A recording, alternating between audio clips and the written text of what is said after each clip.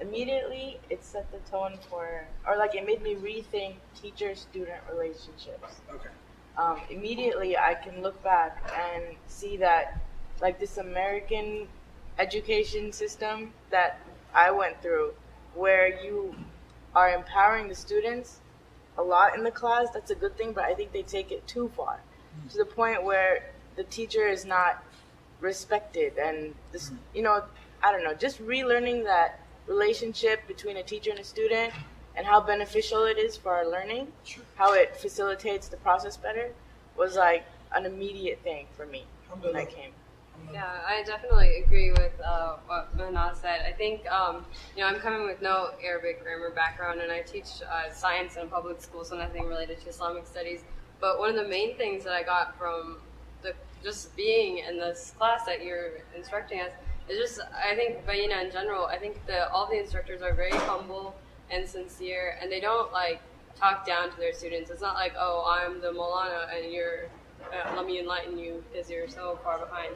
And that's something I truly appreciate, so much, because I think that's so motivating for students of any type, and it kind of a reminder to myself too when I go back to my classroom. I wrote down a teaching philosophy one day during class when you were talking to us about how, even after a lot of people did not do well on the test, you're like, no, the fact that you're here, the fact that you're trying, just recognizing that struggle that people are going through, that really did mean a lot. And so I think that's something that I'm going to take home, that when I go back into my classroom, even the kids who are struggling, I'm going to be like, no, the fact that you're coming to school, and sitting in my class and trying to be engaged, even if you're not succeeding immediately, just putting forth that effort is a big deal, and kind of, celebrating that effort that people are putting forward.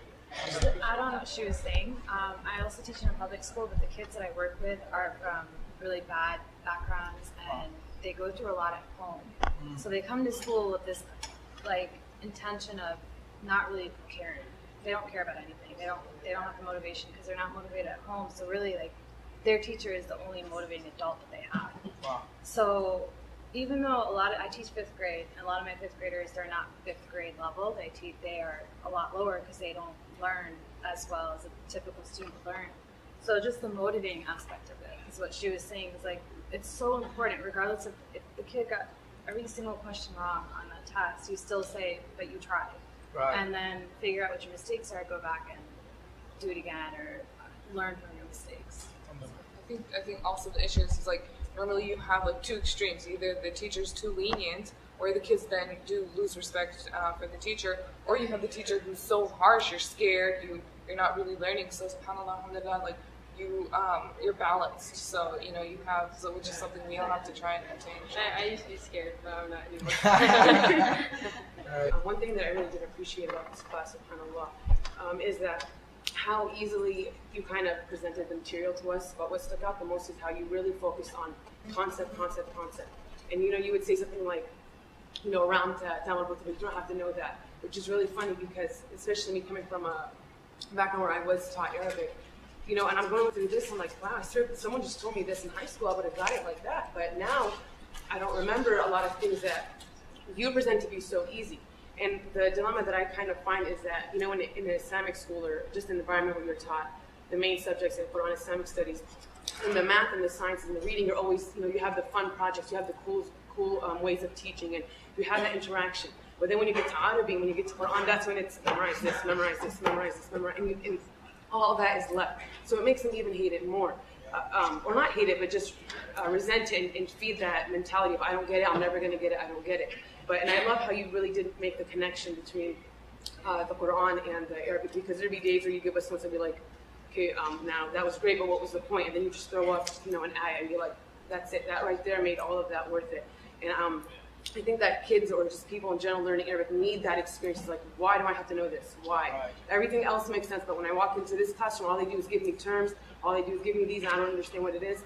But when you make that connection, I think that's when it really internalizes and it becomes meaningful. So Absolutely. I think it makes a big impact. Absolutely.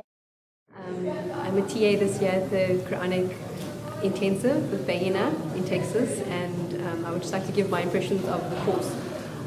I genuinely feel that anybody who has a genuine interest in learning Quranic Arabic for the sake of doing grammatical analysis and understanding the Quran, this definitely is the course for you without a doubt. I've seen various courses within the States, and I've been abroad as well, within the Middle East, and I feel that as an American, you would gain more from this 1 month doing this course than you would than spending several months in the Middle East, for example. It's extremely efficient, very well constructed, and the Sheikh has actually taken very classical sciences and has sort of tweaked it to make it very relevant to an American or Westerner, for example. So I really would recommend this course, and don't think twice. If you come out of it, don't expect to be able to speak Arabic. This isn't the focus. You would have to, then you could maybe go to the Middle East and travel and enjoy that. But this is purely if you would really like to have a relationship with the Quran. Without a doubt, I would 100% recommend this course.